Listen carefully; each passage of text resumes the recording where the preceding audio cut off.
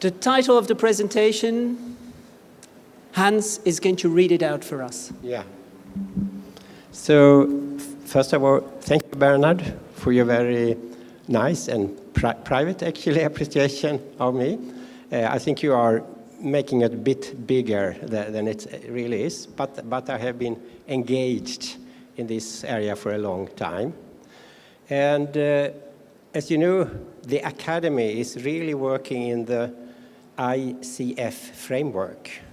And during the years, I have seen really how the focus has moved more and more towards the participation and the activity.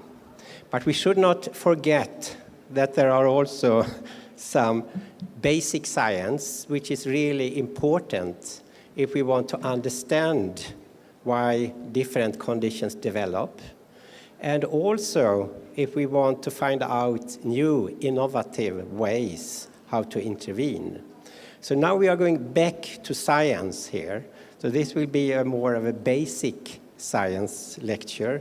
It's quite complicated, but I will try my best to present it in a way so you can easily understand it. So the title then is the Microbiota, the microbiome and brain development, and whether it has any implication for development and the cause of neurodevelopmental disorders. So some basics. So the development, or what we say, the phenotype, the functions of a child or a man, is really the interaction between the gene, the genome, and the environment. And this interaction is forming the brain and the brain mechanisms, the brain actions, which in its turns decide the behavior and the function, motor, cognitive, sensory functions of the brain. Nowadays, you have heard about epigenetics. That's one of the new areas where we really find that the environment can even now influence how the DNA is read and what kind of proteins. So we have now also an effect to change how the outcome of the genes. But let's start now with the genes on environment. On the gene side, we knew that there can be abnormalities in the chromosomes, and we have many disorders which is based on this. A bit newer, maybe 15, 20, 25 years back, we also know that there can be small changes in the DNA on single genes, and we call these copy number variants, where you have a lot of repeats, or you could have single polymorphisms. So that we know that can actually change what we would say a typical developmental trajectory of brain development. On the environmental side, we know that early influence on the brain, already in the fetus, like the stress of the mother, for example, if the mother is smoking, if the mother is eating different medications. There are many things that already from the very, very beginning can influence brain development. We know that the time of birth is crucial. So preterm births, they have a much higher risk, for example, to develop autism or to develop cerebral palsy.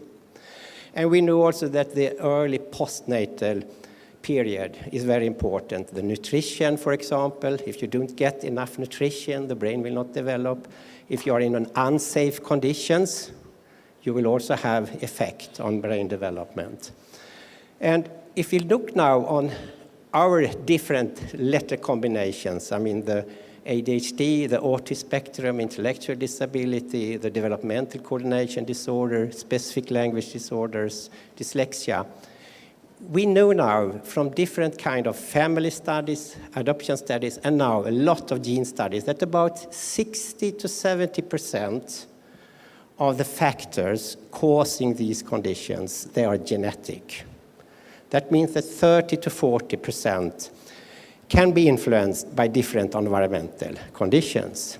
And I will now present a rather new such environmental factor, which has become a very, very big field for research just during the last 5 to 10 years. And that's it. That's a microbiome. So what is the microbiome? So hands up. How many know what the microbiome is? Good. There are many. But there are even more who do not. So the microbiome, we could say, I talked a bit about the genes, and all of you have somewhere between 26 to 30 genes that are now designing the development of your brain. But you have much more. So the blue dot, that is your human genomes, and the red one, that are all the genes from the bacteria, from the viruses, from fungi, from all microbes. So that means there have so many more genes in your body which is not your own. And what are the genes doing? They are producing proteins. Most of them are in the gastrointestinal tract. And these proteins, some of them may actually pass over. Obviously, they meet the mucosa all the time. So that is the microtome, proteome.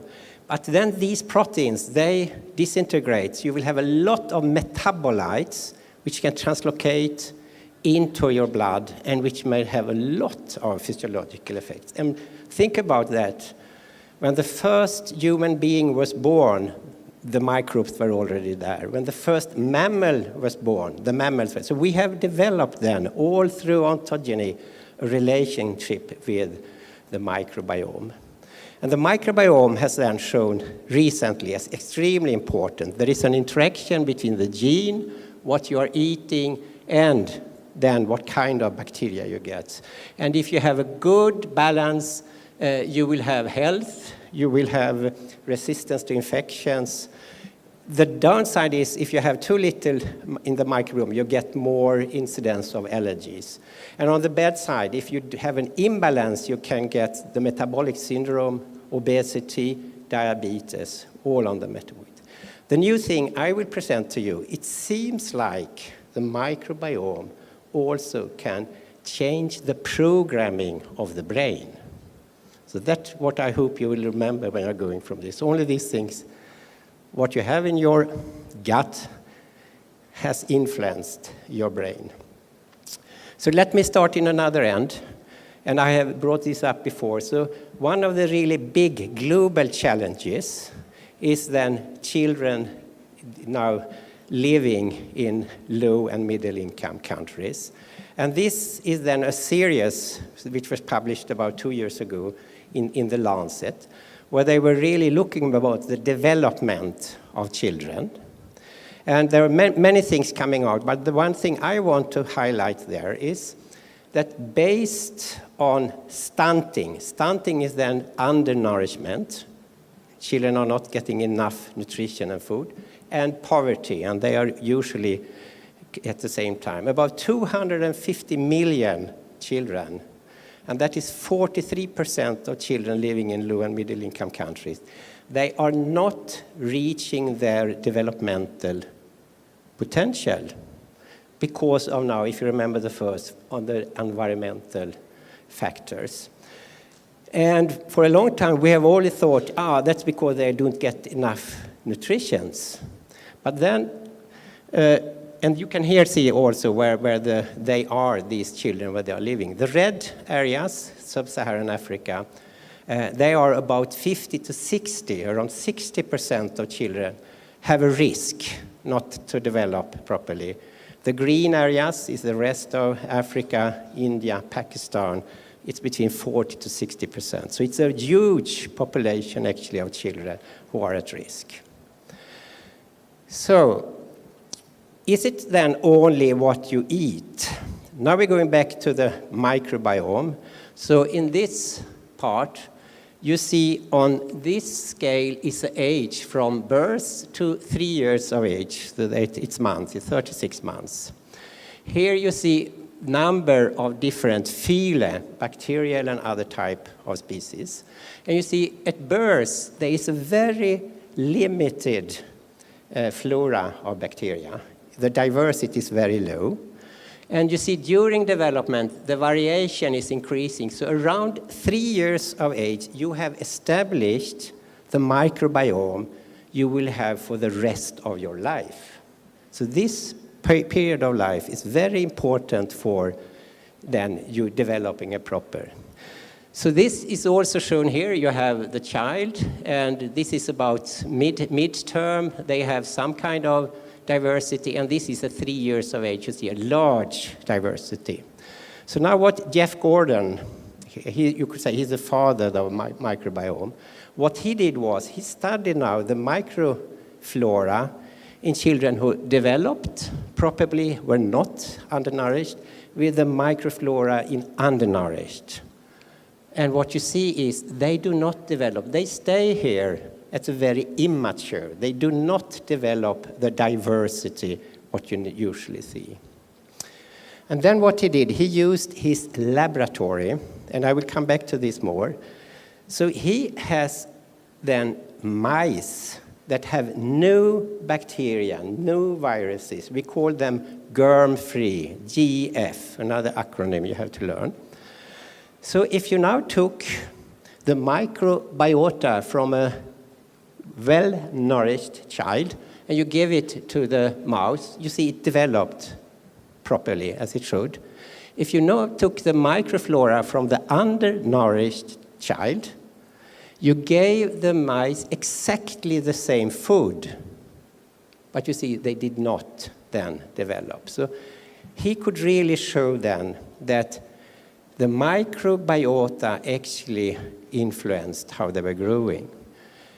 What he also did was that he could now, in a mice where you had this limited microflora, if you gave them culture or if you mixed mice with a more diverse by microbiota, they actually all. So you could actually come in later by transplantation of the microbiota and you could get the proper.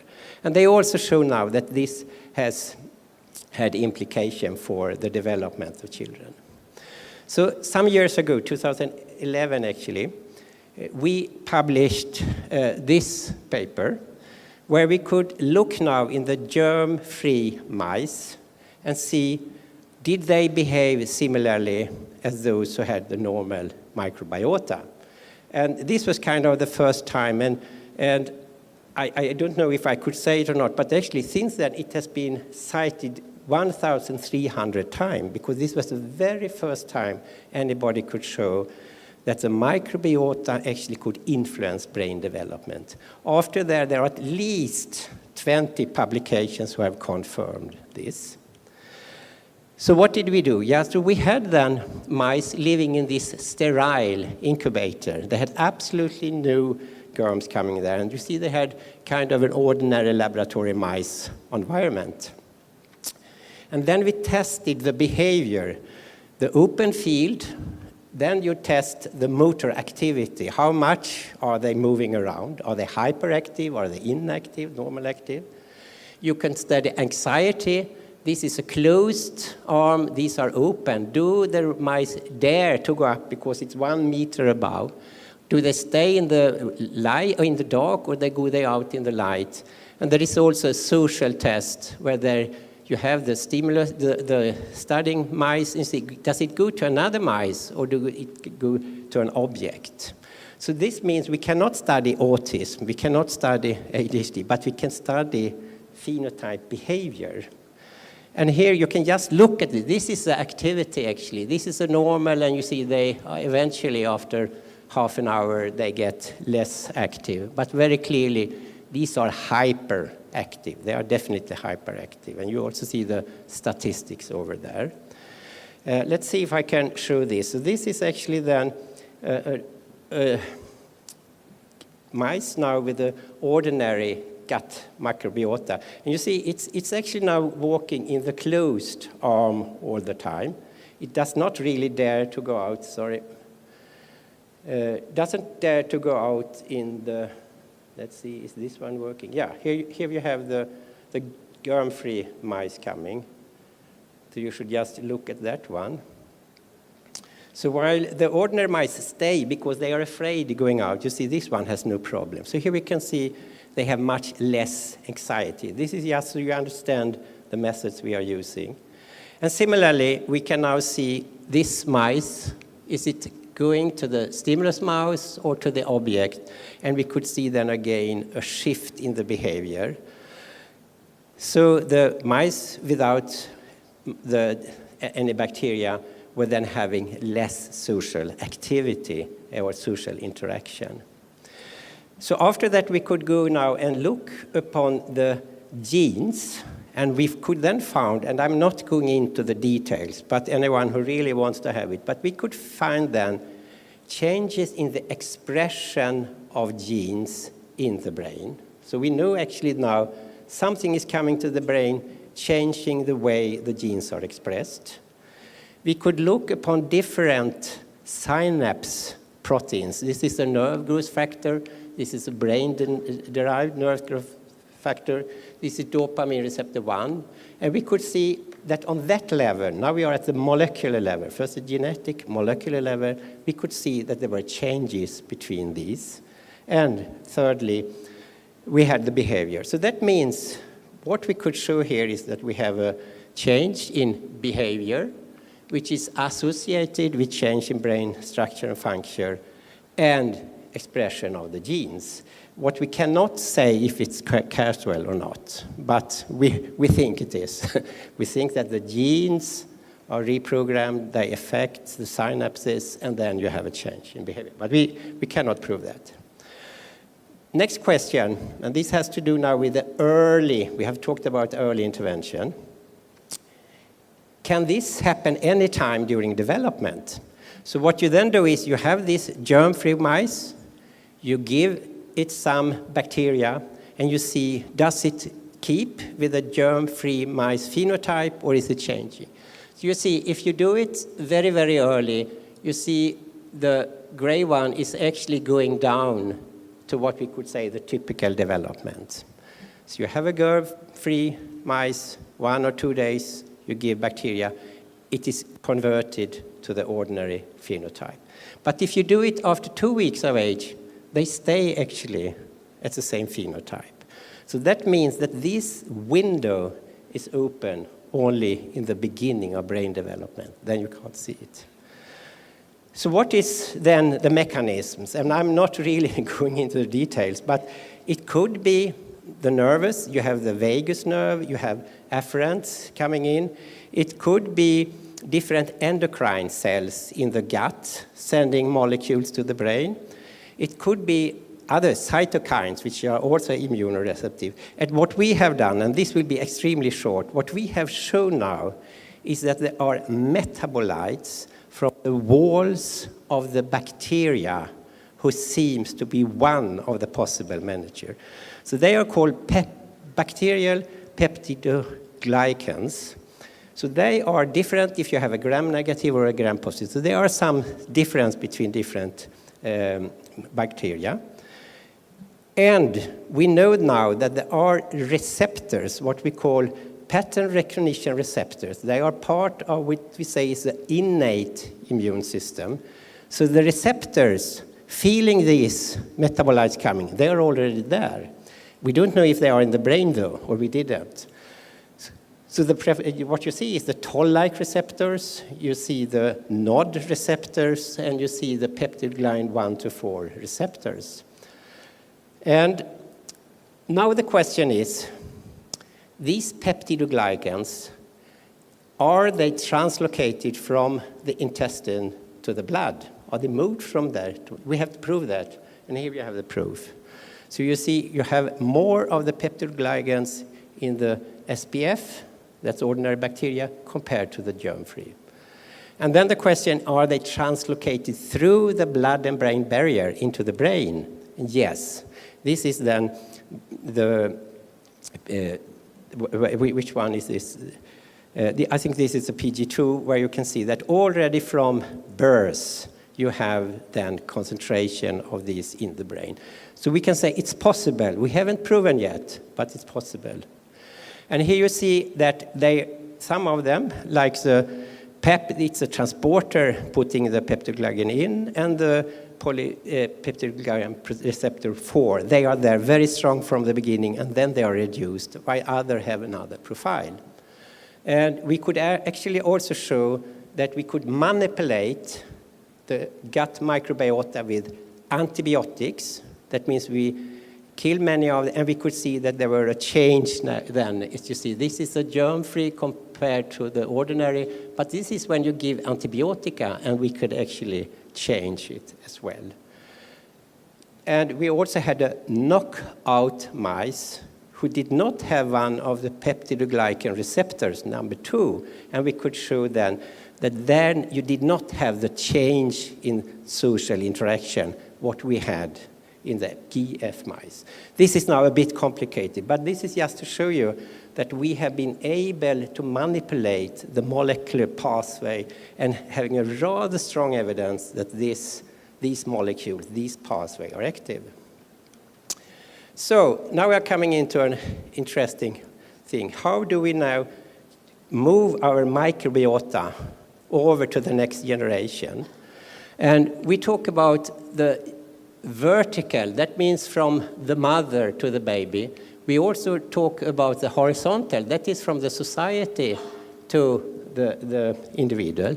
And in recent or in old days, you had then this big diversity, which are then interacting with the innate immune system, the adaptive, and actually give you the mature development. What I have found now, that we have a lot of interruptions in these pathways. So for example, the way if you are eating breast, you get a lot of bacteria from the mother compared to milk. You have if the way you are laboring, if it's cesarean compared to if it's vaginal delivery. So there are many things now which are reducing the diversity. And actually this is a very interesting anthropologic study showing this is actually from indigenous people in South America. We have a large diversity, many different, while if you're looking in a US population, you see the diversity is reduced. And there is then a theory that many of the diseases we see, including autism, have been an idea, but obesity, allergy, is due to that we have a reduced flora of microbiomes.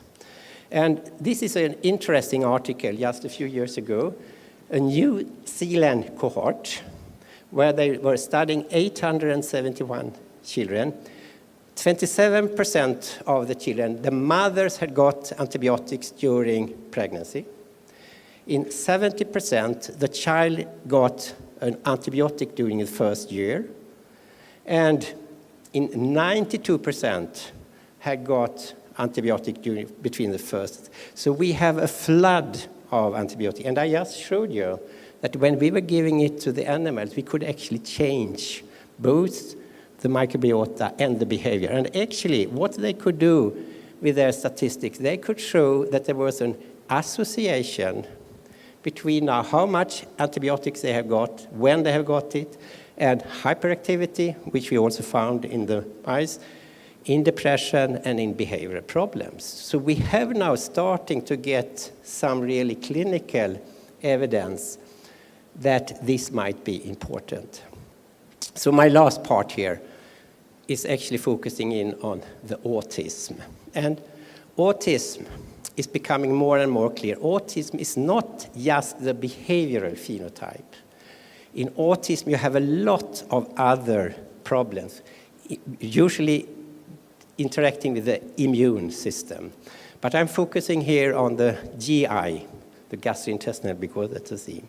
So we know that it's quite prevalent with different kind of gastrointestinal problems. We know that children with severe autism have more problems than those with less so. We know that children with autism having usually more antibiotics than others. And we also know now that they have atypical gut microbiota and changes in their immune system. So this is just one recent study showing that some bacterial phyla were more prevalent in children with autism than in control groups.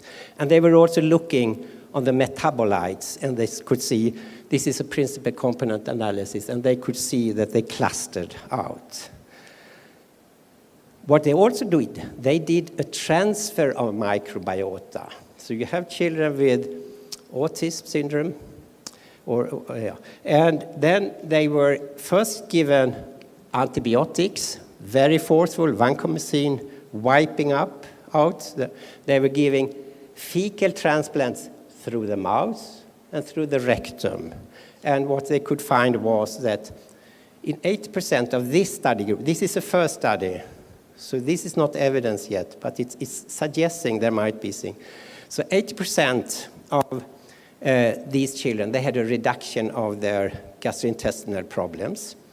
They also had, and this is important, they also had improvement in the behavioral ASD symptoms. So you could see a shift. And you could also, by doing different culture, you could see that there was a change in the microbiota. So, coming to my last slide here. So, taking then autism spectrum disorder as an example, we know, if you remember the first slide, that it's really very much the genetics. And I said it's about 70 to 80% is a genetic influence. We also know that there are a lot on environmental risk factors, like infections, for example, maternity, or in particular paternity age, early life stress events. We know that they are increasing the risk. And this interaction will immediately or directly interfere with the development of the brain and giving ASD symptoms.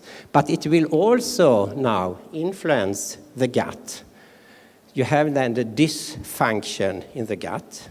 So in addition now to what we have known since long, that it's an interaction between gene and environment directly on brain development, we have now found a parallel or an additional pathway where it seems that this interaction also influence the gut and the gut function, which leads to that you get a different microbiome, which actually is now influencing the immune system, and that these are other pathologies which are very, very, very common in autism spectrum. And even we have the idea that this interaction might influence actually the ASD symptoms, the behavioral symptoms. This is very, very new data, but I think you will hear a lot about the microbiome during the coming decade. So if I may just try a summary. So what I've tried to tell you is that there is a lot of children worldwide who are at risk not reaching their developmental potential due to poverty and undernutrition. And we know now that gut microbiota can influence development. And we know also that children who are undernourished, they have another microbiota than those who are well-nourished. Experimental studies show that microbiota can influence behavior, brain structure, and the expression of the genes involved. And we know that this is very early programming of brain and behavior, and that there is a critical period in the beginning. If you're coming in late, it doesn't seem to be as effective. And I showed very quickly different pathways. How is the gut coming to the brain? And one of them was this innate immune system. And that antibiotics now are influencing the gut microbiota, and that it may influence actually the cognitive development. And now we have an emerging role for the gut microbiome in the clinical outcome of autism spectrum disorder. So thank you very much.